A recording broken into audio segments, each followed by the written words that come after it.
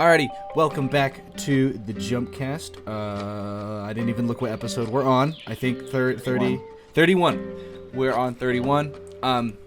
As stated last week, and as most of our viewers know, there is no new episode of Jujutsu Kaisen, or not episode, no new chapter of Jujutsu Kaisen, which you're sad for. So this week we are going to be doing quotation marks, but a book club. So we all picked a series that maybe each other have heard about or read a little bit of, but never really got too far into, and kind of just talk about the series, maybe a little bit about the author.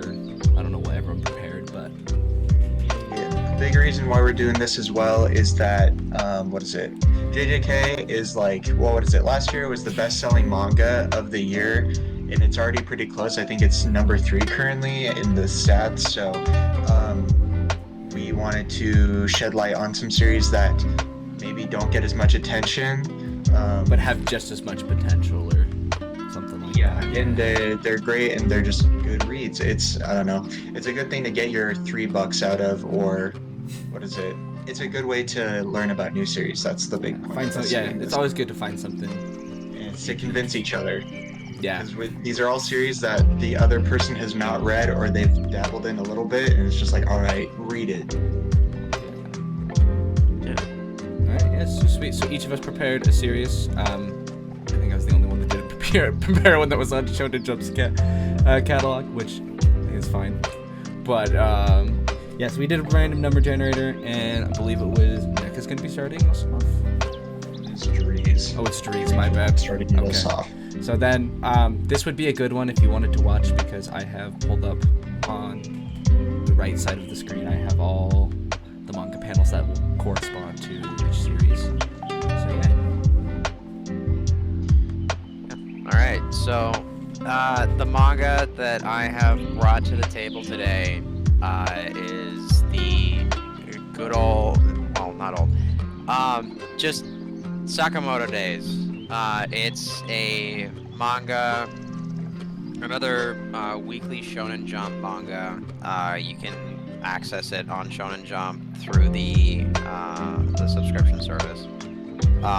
It's written and drawn by Yuto Suzuki, whose portrait is a giraffe with 3 fountain pens. It's kind of funny. They're pretty young, actually. They were born in 1993. And Sakamoto Days is their first series that they've made. They graduated from the Tokyo University of Arts, and in 2019 began their career by drawing a one-shot called Garaku. It got 590,000 views in a week, and became one of the most read comics on Jump Plus. And then 4 months later, they made a one-shot called Locker Room, and people really liked it, and now it's getting a TV drama adaptation, which is going to be interesting to see. So after that recognition and that understanding of the business, Yuto,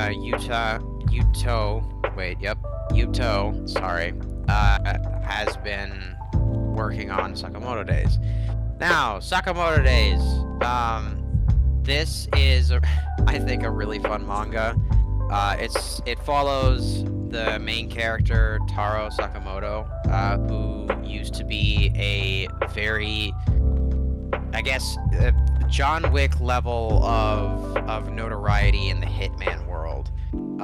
He is a legend who has killed thousands of people and is incredibly powerful. But one day he fell in love, got married, had a kid, and became overweight. He is now running a humble convenience store, which he owns with his wife. But the world of hitmen and just that the criminal world in general still follows him.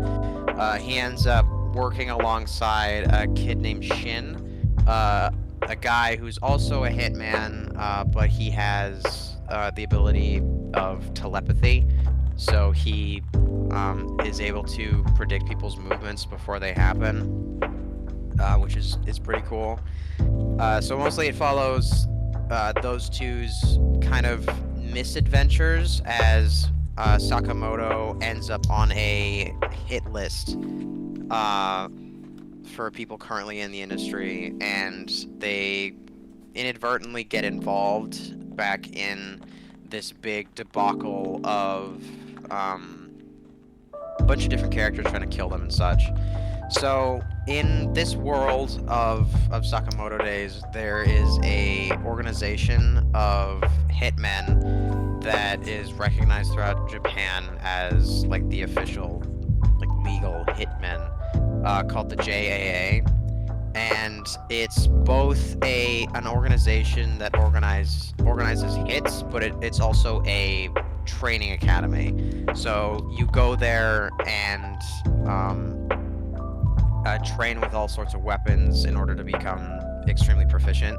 Sakamoto is one of those people who was proficient with literally anything, and in various points in the manga, you're able to see that he can use basically anything around him to kill a person.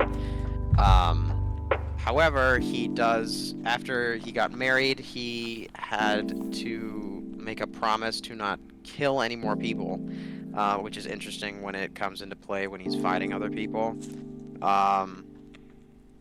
So main conflict mostly is the JAA there's a group trying to essentially take it down, called the Order, who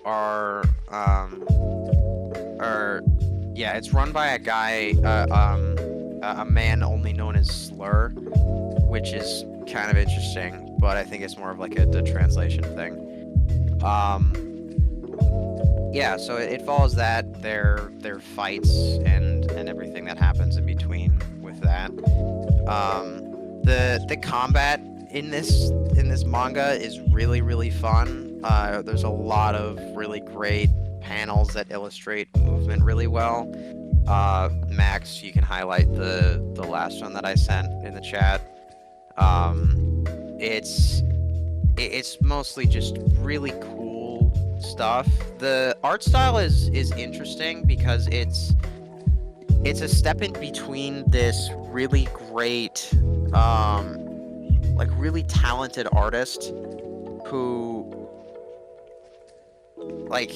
is able to draw movement incredibly well, but at the same time, it can kind of be a little off-putting as the art style kind of seems amateurish when it really isn't, and that's something that's really interesting to me about the manga.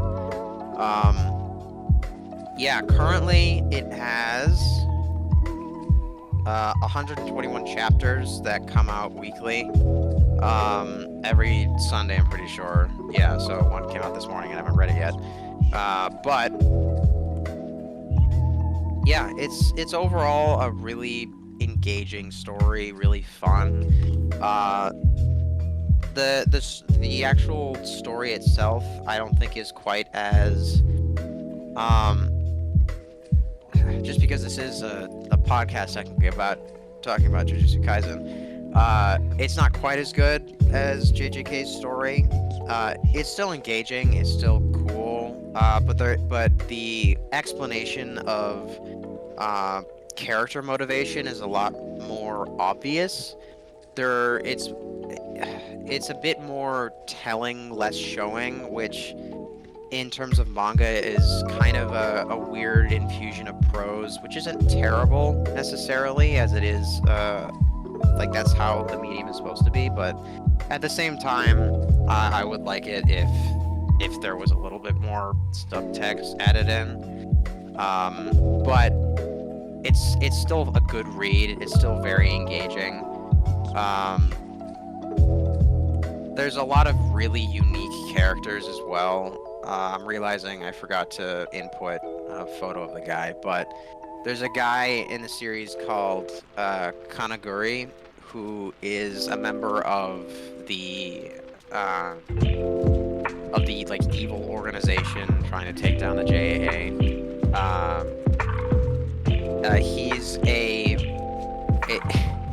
He's really funny. He has a passion for filmmaking, and always carries a film camera with him, and he's constantly getting footage to make like this magnum opus that he wants to create. To him, I'm gonna quote the Sakamoto Days fandom wiki. To him, filmmaking is his life, and anytime he isn't creating a film, he considers to not be worth living. Or he considers essentially filmmaking is everything for him, and anytime he isn't making a film, it's the things that he's experiencing aren't worth experiencing. It's not worth living if he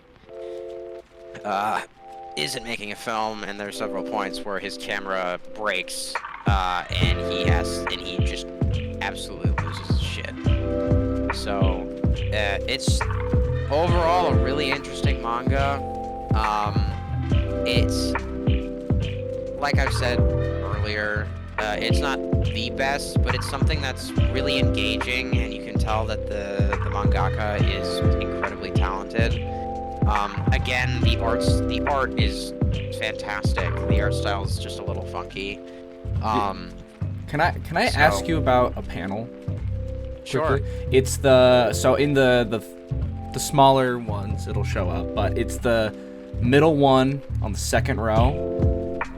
Is that does he have assistants working with him, or do you know if it's just him? Because I'm like that's, and also like the other ones there are like also like his shading is incredible. Like that's insane. Yeah, it's kind of scary sometimes. Yeah, so the one I think you're talking about, the one of the guy sitting on a piece of rubble, that's the photo of one of the big villains, kind of, but not really. That's not actually Sakamoto. It's one of the people you end up meeting. But Sakamoto is the top left panel. That's where he's overweight. But when he starts like moving around, he magically loses it all. It's really funny. Because it's kind of like this extreme fat storage that his body then is able to immediately consume. But in the second panel, it's what he looks like without all that weight. But yeah, there's a bunch of different characters that come along and fight alongside him and Shin. Top right-hand panel, the one with the guy with the sniper rifle. Shin is the guy on the right. The guy with the sniper rifle, his name is Mashimo. He's an incredibly talented sniper, but he has the mental capacity of, I think it's like a middle schooler. He's very childish. It's a really weird dichotomy because he can dome a dude from like a mile away, but then he'll just talk like a child. It's really funny. Yeah, bottom right is another point where Sakamoto like loses all the fat, and it's really badass. It's in the second volume. I've read a little bit of the series. I haven't gone to that part specifically. Well, I don't know. It's just a badass panel. It's really well done. Yeah. I literally have sitting right next to me. I have volume 1 of Sakamoto Days. Just been sitting there, so I actually do really want to read this now. This is incredible. I'll add on a little bit just because I've read some of it as well. I'm definitely I'm nowhere close to far. I've barely gotten to like the beginning of the second volume. What is it? I can agree with Dries on like it's not like the most it's not as good of a story as JJK, but I don't know. It's just a good fun read. The first time that I read this, I was like sleep deprived and I was at work and I had nothing to do, and just like it's a fun, enjoyable read that you can quickly find yourself invested into. It's like not a deep story, but it's a good story. So you're saying you guys are saying it's one that like if you wanted you could, of course you would have to keep up with it weekly, but it's also a pretty bingeable one. Oh, very much so. Okay. Yeah, I'd agree with that. Like, what is it? I read 15 chapters all in one, like, sitting. Which I don't know. I think I dictate that as being like a binge of like digging through chapters. And the only reason that I stopped is because I got off work and I promptly fell asleep, and then I didn't touch the series again because I don't know. It's human nature to not finish something, you know? At least with us in our generation. It's hard to like, once you start something, it's hard to finish it. But it's good. It's really good. Yeah. Overall, just it's one of those things where it's like, yeah, this isn't the best thing ever, but it's just fun to read. It's fun to see the story play out. And because the characters are so unique, like every single one of them is just incredibly unique, it feels very real. And reading it never really gets boring because, similar to some of my favorite manga, when each character, or side villain, I guess, shows up, it's never boring. It's never the same assassin twice. It's this constant stream of unique characters with their own unique style and fighting style and pattern of speaking. It's always engaging. So yeah, that's pretty much all I have. God, dude, It's very good, and I also, in my own personal opinion, even though I haven't read that much, it's one of the big headliners for Shonen Jump currently because it's amazing to see a series even get 200 chapters and still continue to be published, because Shonen Jump really just works off of a basis of if it doesn't grab readers immediately, take it off of the magazine. We don't want it. We need like... Well, it's not, they're always looking for the next Naruto, the next One Piece, the next JJK, and to show that it has like this consistency to it, that the editors of the magazine are like, okay, keep it in. It shows that it's got reading potential. Mm-hmm. Yeah, no, it seems it's definitely one I'll have to check out. After Tears of the Kingdom, I'll read it. Yeah, exactly. Exactly. I'm just looking through these panels again. Like even like on the top left one, the one of Sakamoto, like even though it's a small part in the bottom left corner, the handgun is still like he still drew like the grip texture on it and everything. It's incredible. There's like wear on the gun. That's gorgeous. I think the series is also known for its back and forth in terms of its art style. Like, it's really goofy. You're seeing a fat man assassin, but then like what is it? I don't know how the viewers are seeing it, but like that one of like the guy on the rubble.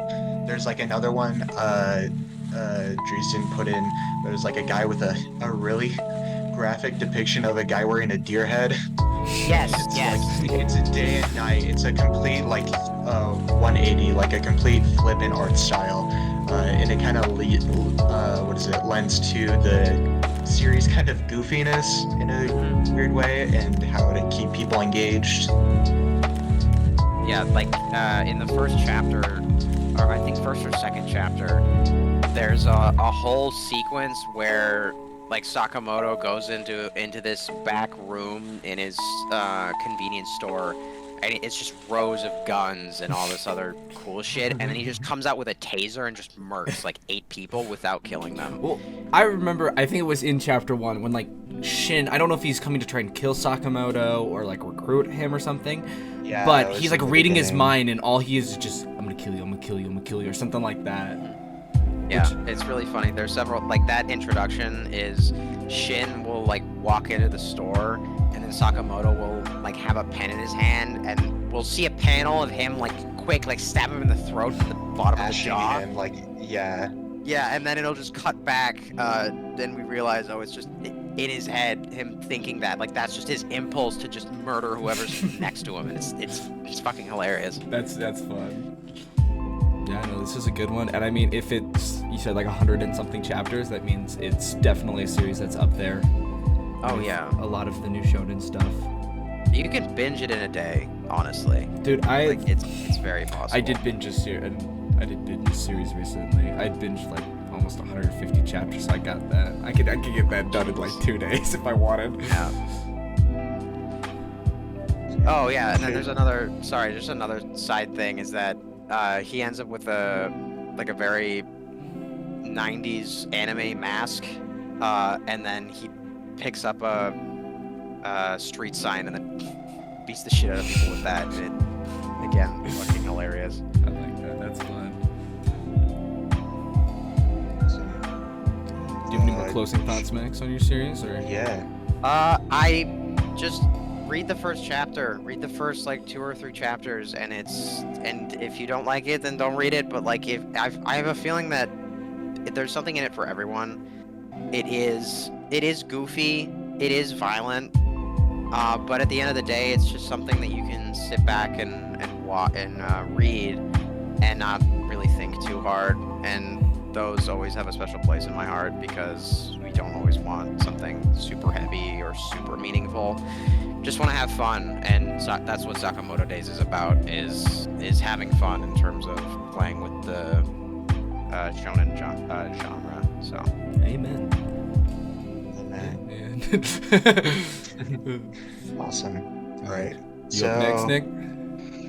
Yep, I'm up next. I just sent another photo just because I needed another good descriptor. Okay. So the series that I'm covering, what is it? It's called Dandadan. It's written by, let me get the guy's name again, by Yukinobu Tatsu, and this series always kind of had like a, what is it? I wouldn't say like a cult following, but there was always a little bit of a spotlight put on this series, mainly due to the fact that they promoted it with the writer and artist for it. The author was an assistant for Tatsuki Fujimoto on his I guess it's not previous, but like Chainsaw Man Part 1 and Fire Punch, and to get his series put into Shonen Jump Plus, he also got, I think, Gege Akutami's approval, and the guy that writes Hell's Paradise. So all 3 of them kind of said like, hey, this guy's got good stuff. He should get his own series. And it really shows that he was the assistant for Fujimoto because he draws whack crap. It's one of the weirder series that has been published, and you can tell easily. You both have read the first chapter, correct? I've read the first volume. I have. Yes. Yeah. I did not put in the art from the first volume, but I guess that you guys can kind of agree that it was really weird, and it has like this horror element to it. It's a weird mix of everything. It felt like a horror series that didn't fully take itself seriously. It's like the vibe I got. Yes. Which was fun. I liked it. It's very all around. My best way to describe the series is that it's a horror comedy romance shonen. It literally mixes almost like a bit of everything into it, and it makes it fun to me. But I should probably get down to like the main plot of it.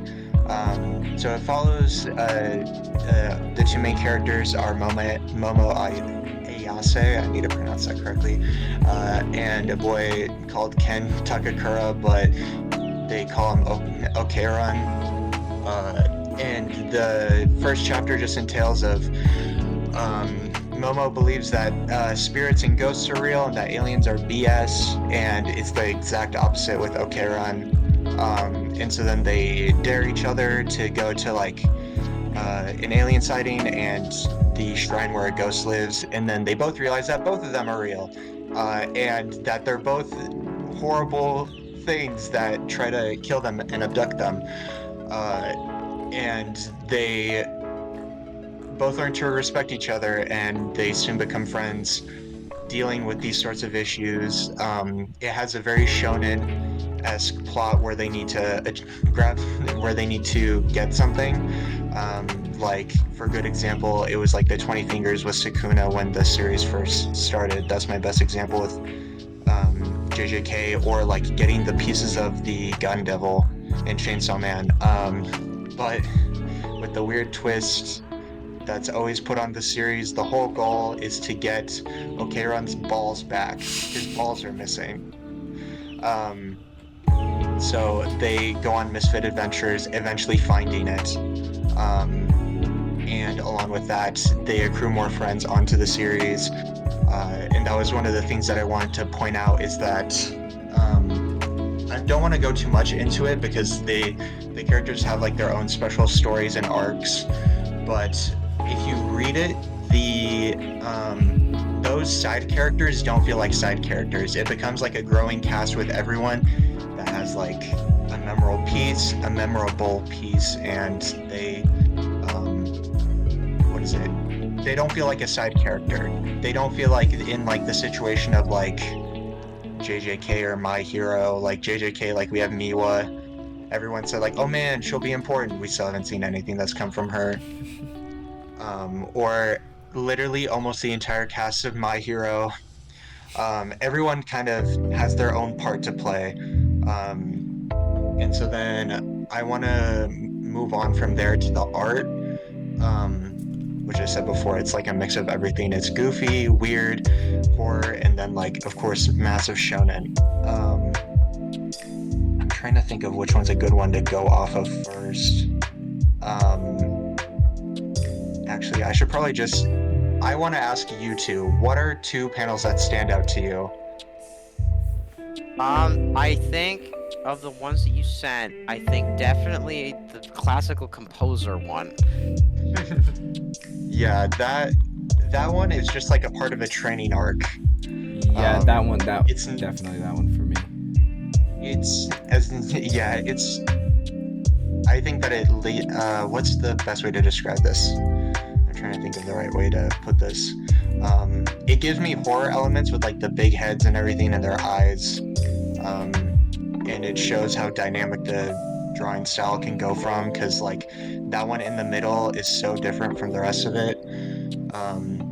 I usually picked photos of like my favorite character / villain, which is the Evil Eye, which is the dude in his underwear.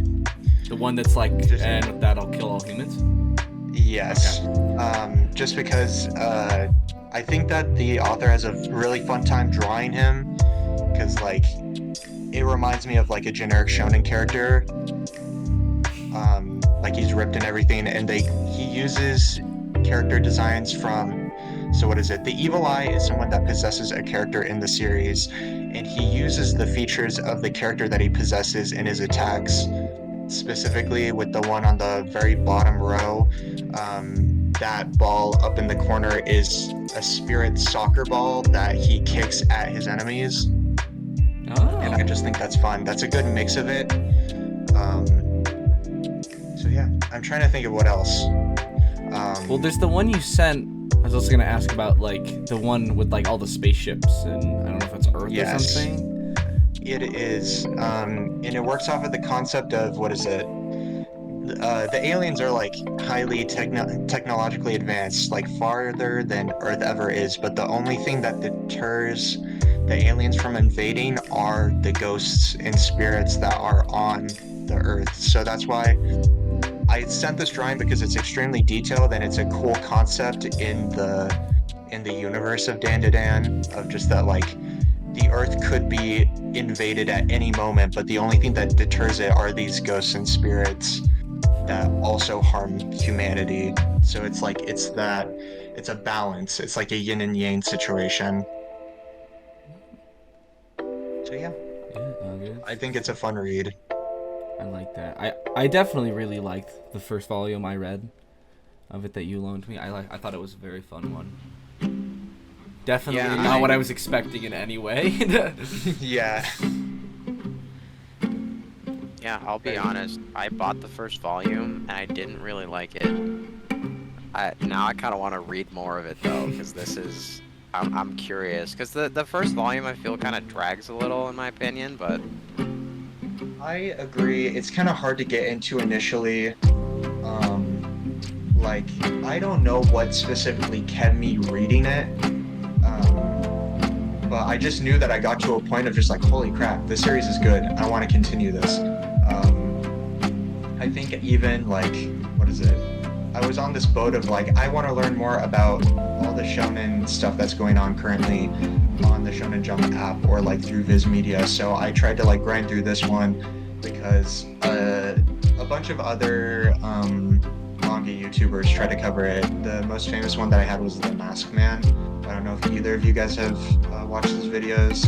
He covers like a wide variety of manga, but he talked about this when it came out because Fujimoto, it was the whole thing with like he was Fujimoto's assistant.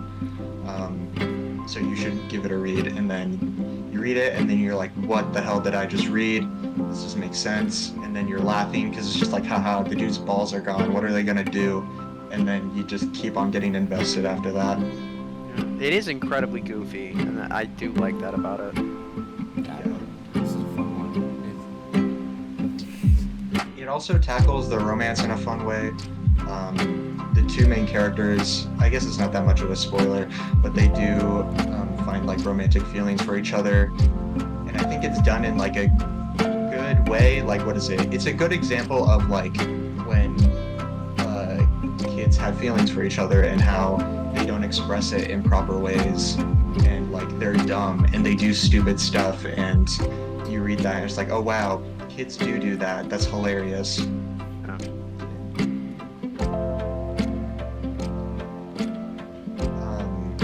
don't know what my ending thoughts are. I just think it's a really good series. It currently has, what is it, 108 chapters, and it's published every Monday. Of course, there's sometimes some breaks, but the author is very consistent. I'm surprised with how consistent he's been writing this. He's been writing it since April of 2021, and I think that he only took a break just recently on his own. Like, he gave himself his own hiatus. Wow. That's impressive though. I mean, Yeah, it's hard to keep up like that, and I'm assuming that he may also have assistants. We should also like preface that most likely all of these series have assistants now because they're all long running. It's the same thing with JJK. JJK has assistants now, but we just don't know who they are. Where can we read it? It is on the Shonen Jump app as well. Well, what is it? It's not on the mobile app, but it is through the browser. it's like Hell's Paradise, right? Where it's like, because it's brutal and stuff. It's because it also, well, what is it? As you can see, I tried to also pick not super weird panels, but it's considered like 18 plus. And I think it's just because first off, in the evil eye guy is always in his there's certain moments that definitely it's considered like 18 plus. It's the same thing with Hell's Paradise. Okay. So yeah, and they both released through Shonen Jump Plus. Sick. Which, yeah, if you have the regular Shonen Jump, you have Jump. Shonen or Viz, they all work on the same thing. Yeah. So yeah. Right, I guess it's my turn now. So the series I picked, people watching is probably seen from the panels of scrolling up and down. I picked Blue Lock. So I picked Blue Lock because it's been a series that, the anime came out, I was really interested in it, and then once the anime ended, I started reading it just to kind of see what it was like, and I can say now that it is very good. So something also like in my quick research about the series is it's kind of interesting. So it's written by Miyuki Kenshiro, but it's illustrated by Yusuke Nomura. Sorry if I butchered that. I'm just gonna say I'm dyslexic, and hopefully I didn't butcher too much. But You're all good. We are not pronouncing any of these Japanese names correctly. Yeah, not at all. So the series started in 2018, actually around the same time Jujutsu Kaisen did. So it currently has 220 chapters, and the series is published by Kodansha, sadly. So Miyuki Konshu was born in Osaka, and he attended Kyoto Sakura University, which is an institution known for manga and anime programs. So he made his debut writing a one-shot in 2008 called Dakuchi Elementary School Story, and he received a award for that from Shonen Weekly magazine, for the Newcomer Award is what it was called. So that's how he kind of got his start, and he published some other series here and there, and then eventually he started working with Yusuke. But Yusuke, sorry, I just have I forgot to write this down, so I have their Wikipedia stuff pulled out to kind of give a quick thing. So Yusuke began his manga career as an assistant, and both of you will probably recognize who it is. It's Hajime Isayama, so the guy that wrote Attack on Titan. He was his assistant for a while. That's so interesting. There's such different art styles. That's crazy. Yeah, so it's kind of cool that I mean, there's maybe some like the way characters look that now that I've read that and did the research, I'm like, okay, maybe that's kind of where how he drew his characters somewhat looks maybe like Isayama's stuff, which I thought, I was like, dang, that's pretty sweet. But something I've noticed, I'm just gonna interject because I don't want to lose this thought, is a lot of the assistants just end up putting their series out on the same publishers that they're. I guess. Yeah. Well, it's because they're credited. It's credited. That's how they get their bids and stuff. But I just thought it was kind of interesting. There's only very few manga authors that do that. Yeah, so it's kind of interesting though. I was thinking about that. Yeah. But so then in 2013 he released his it was his official debut as a one-shot called Emperor in the Sands, which was published in 2013. But where was it? He had a series. Oh no, it was the other guy that wrote a series. But so you'd kind of known he'd been helping out, writing a few other one-shots and like short series there, and then in 2018 or whenever they got together, the two parties started working together on Blue Lock. So as of May 2023, there are over 26 million copies in circulation of Blue Lock, so it's pretty cool to think. And then during the Kodansha Awards in 2021, it received the best won the 45th Kodansha manga award in the shonen category. So most of us probably did not hear about the series till the anime, but it's been around, it's been very popular.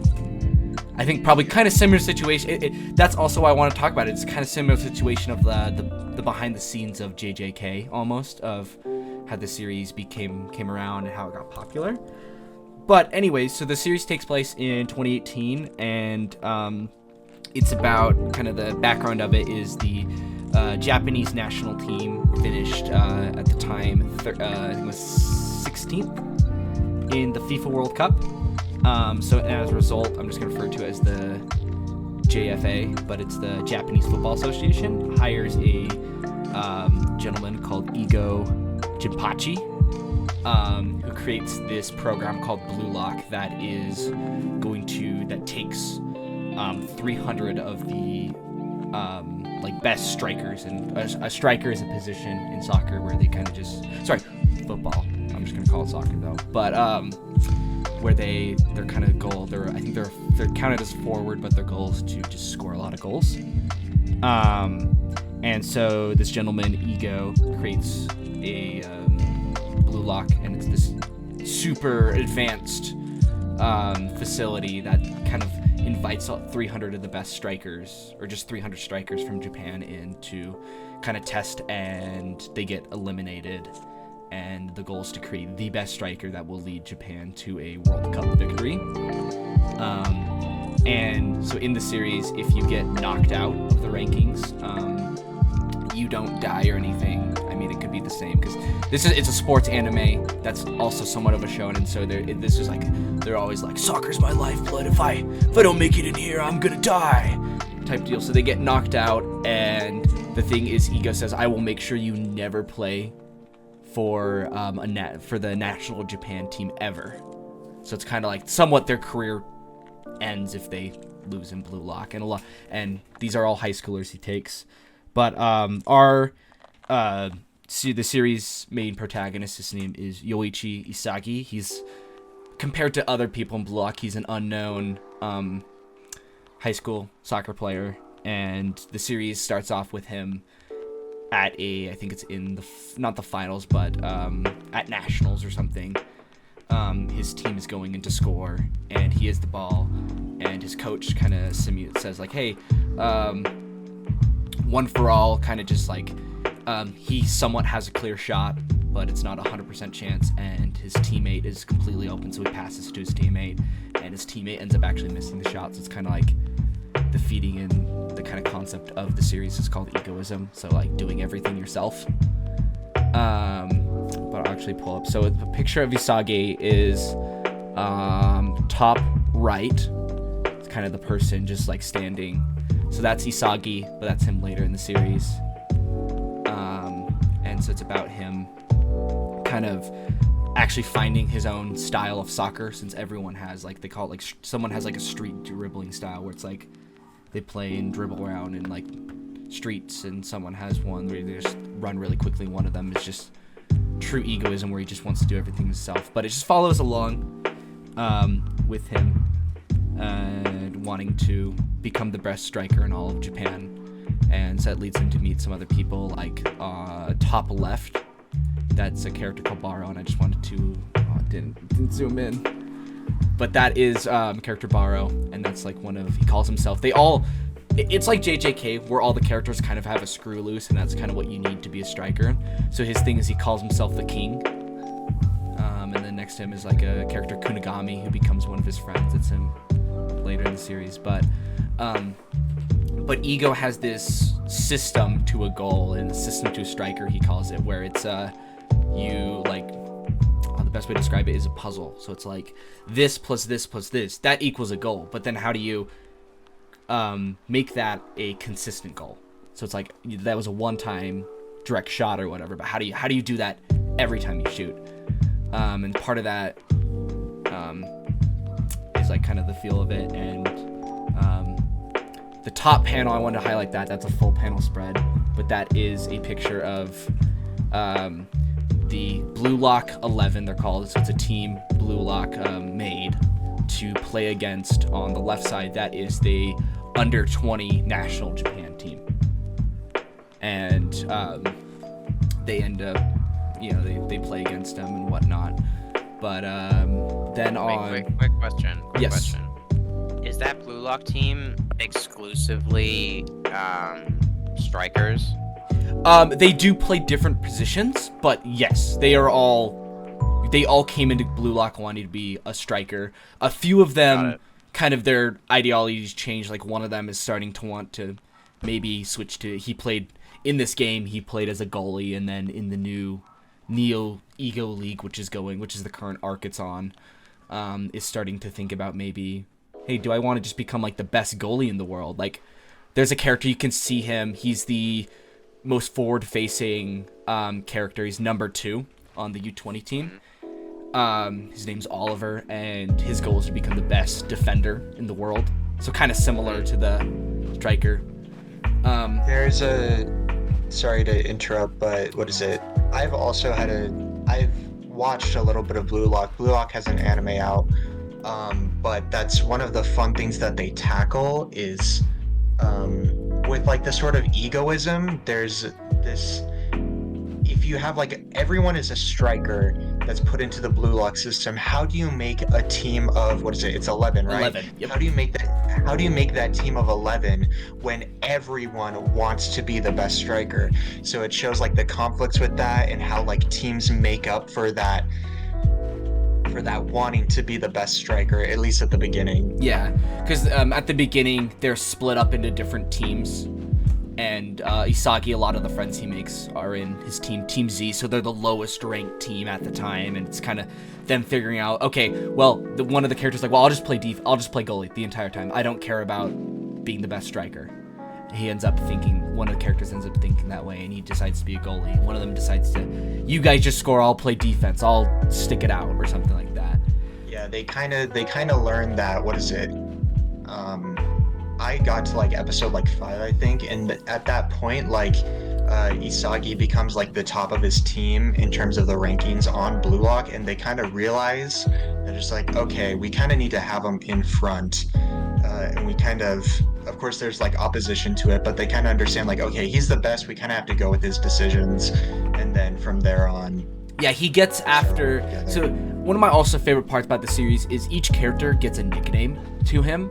Like Baro, the character I pointed out because is the king. Keisuke, or not Keisuke, Kunigami, at the point where Nick is at, calls himself a hero, and then at the later point they call him the wild card. Isagi, his like title, it's cool. He has a few different ones that like the fandom gave him and like official ones, but the ones he was given was like that the media and stuff decided to call him was like the heart of Blue Lock and the ace of Blue Lock. So he's kind of like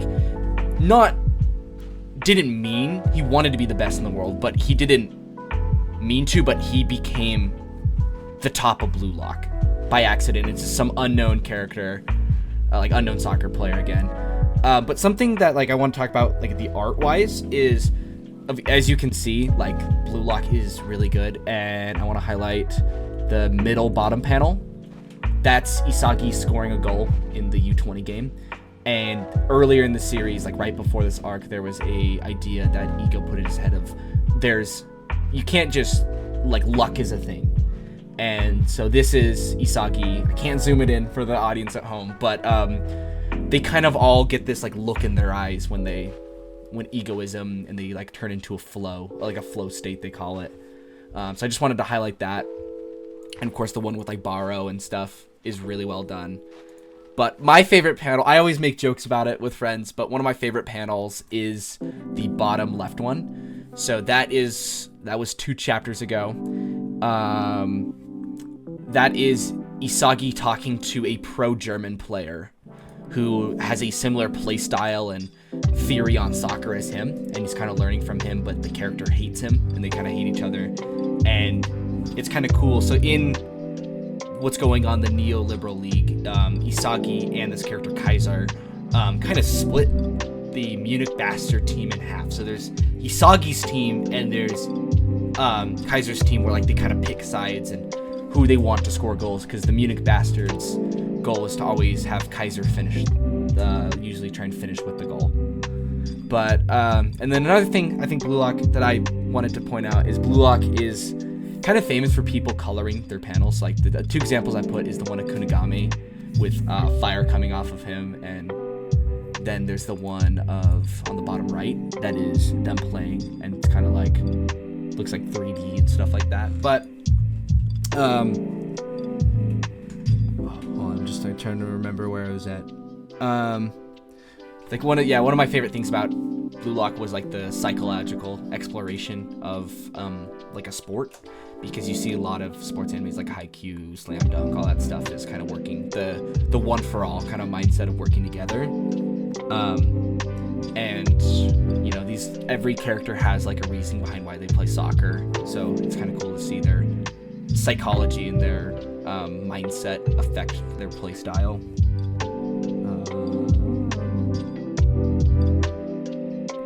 Yeah, I just wanted like the artwork again, just visually stunning. The series for me, because of the art, was very bingeable. I caught up from where the anime ended in like a week and a half. I read all like 100 and something chapters, so it's very visual. Yeah. sorry. Depending on if you also watch anime, this can either be the easiest one to get into out of all of these or the hardest one to get into. Just really depending, because you either have to sadly either buy it physically or go through K-manga, or if you have Crunchyroll, you can watch the first, what is it? I don't know how many 24 first chapters. There's 24 episodes, which is like I think 60 chapters, if I remember correctly, the first 60, 70, which covers a lot of, like, a decent amount of the series that's been out. But the anime, there's also getting support. Yeah, the there's anime a movie coming out soon, isn't there? Or it's in the works, and then there's going to be another season after that. I think that was... Yeah, it's already been like right at, like, the day the final episode came out, it already got announced. So the series is popular. I think even if, like, people aren't into sports, like, I had known about, I'd watch the World Cup whenever it'd come around, and occasionally watched, like, soccer during the Olympics, but I'd never really been into soccer as a sport. And then now watching the series, it's kind of interesting to see, because, it doesn't make me want to go play soccer really, but it kind of it's fun to kind of learn about soccer, because they do kind of teach you the rules and stuff like that.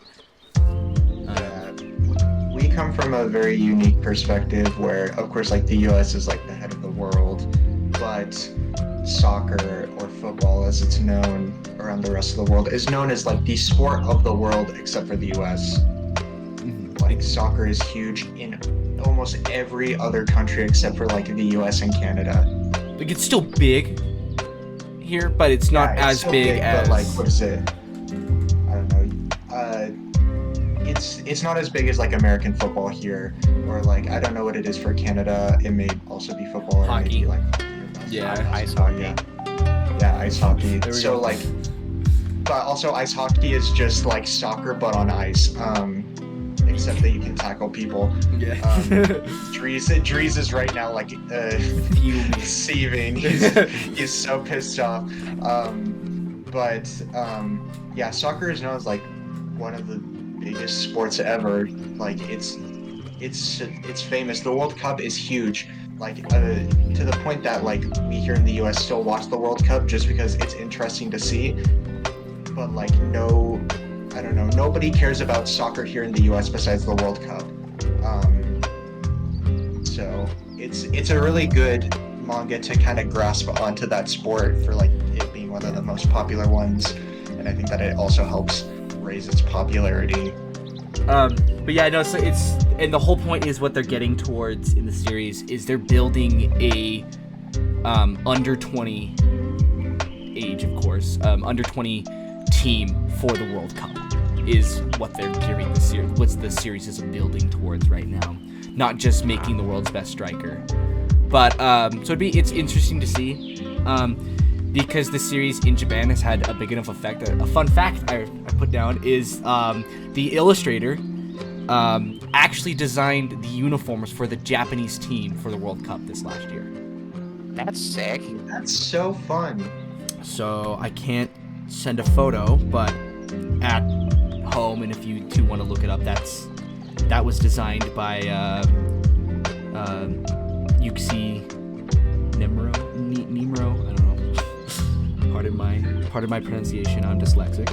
But so yeah, it's had that big of an effect, and also, I mean, you've probably seen with, like, the series Haikyuu,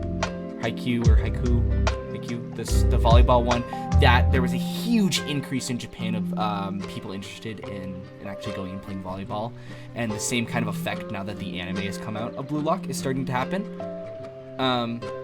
It's the same thing whenever a sports anime or manga gets popular. Back in the 90s when Slam Dunk came out, the same artist and author for Vagabond, he kind of had, like, the top series in Shonen Jump. He's one of the few people that jumps around publishers, but that increased the interest in basketball in Japan, like, exponentially. I think it was a 400% increase in something like that. Soccer teams, or not soccer, basketball teams. So, which I like that stuff like that happens, because I come from a background of growing up playing sports. I played most of my lacrosse, and most of high school I played lacrosse. So I like to see more people getting interested in sports, because I think if you find a sport you like, it doesn't have to be like an athletic sport. I think like even like something like I got into recently this year, F1, and I think F1, like the stats and stuff is pretty interesting to look at. So I think it's fun to see people get interested in something like this. Sports are fun. They're kind of a, what is it? I know that, what is it?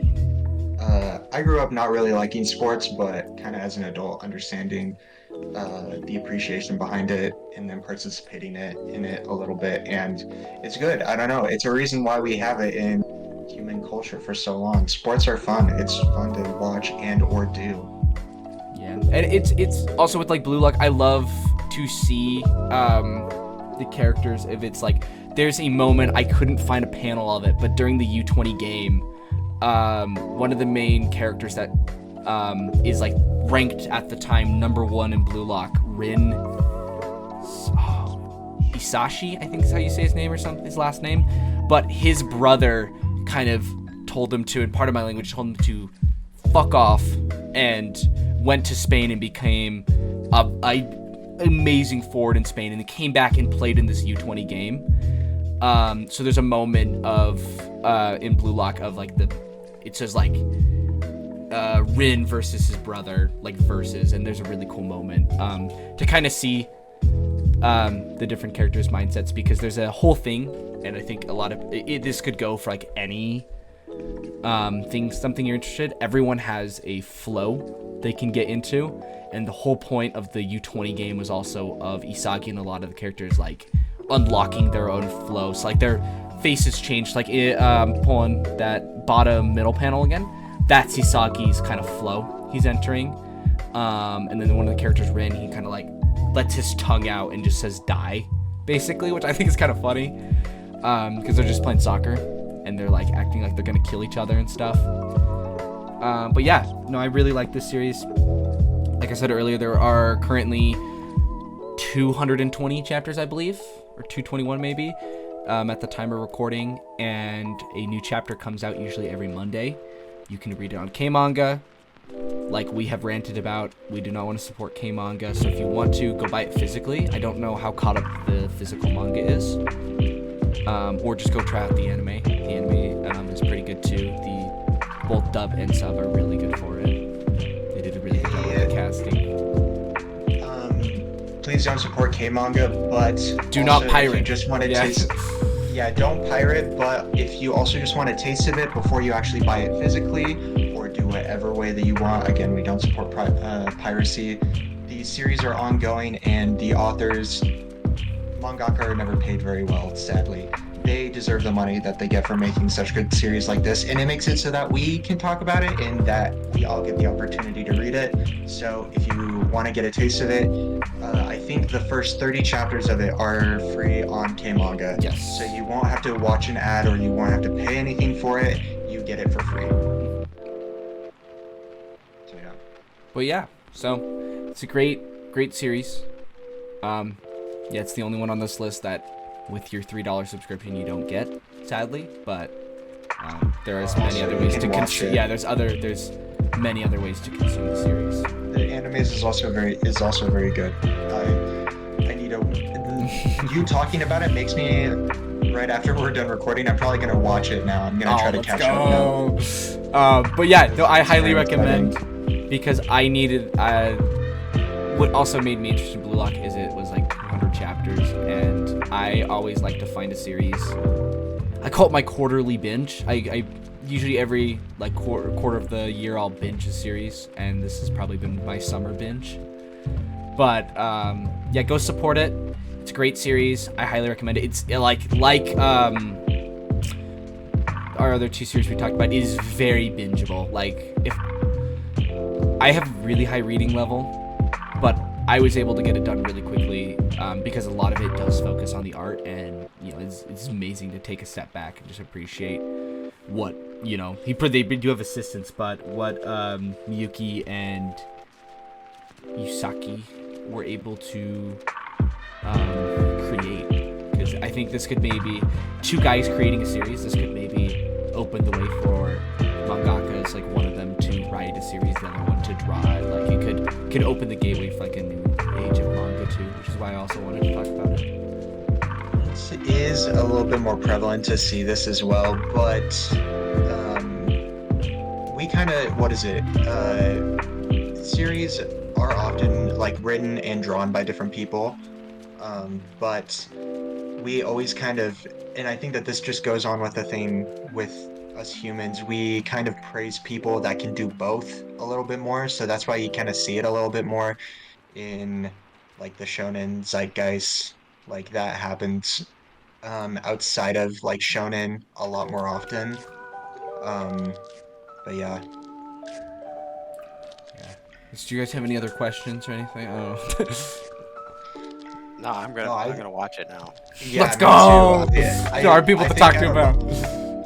I think out of all of these, I think that Prudent, you probably did the best when it came to covering this little book club.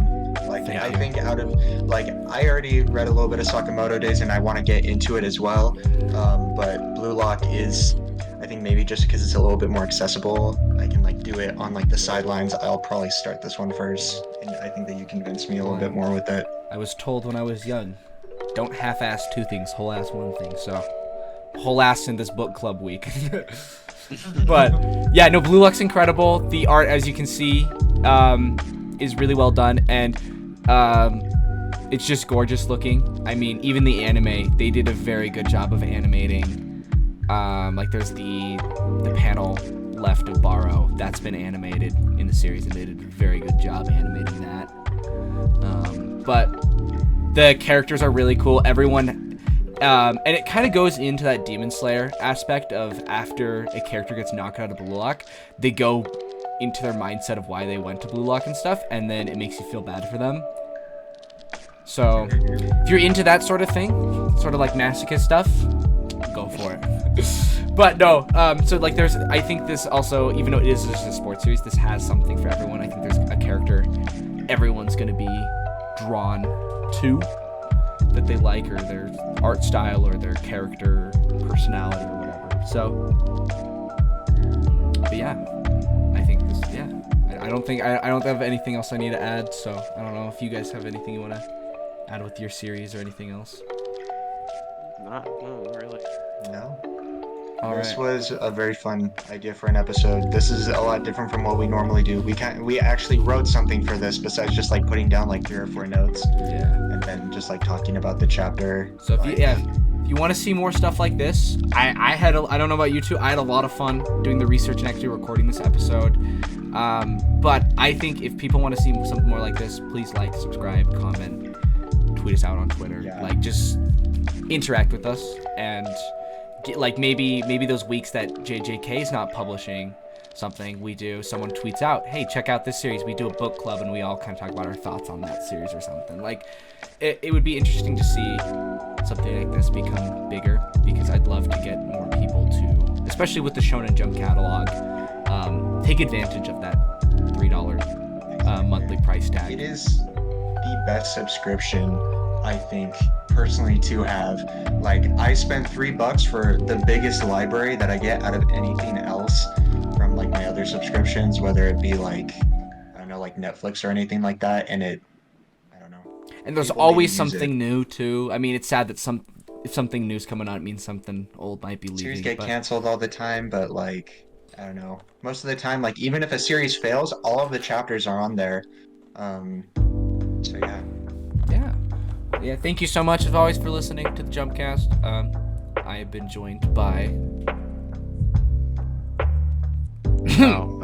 Sorry, Max 2. Nick. Oh yeah. So thank you so much. We'll see you again next week. Have a good week. Go read these. Hey, go consume these series, I guess. Go consume them. Please.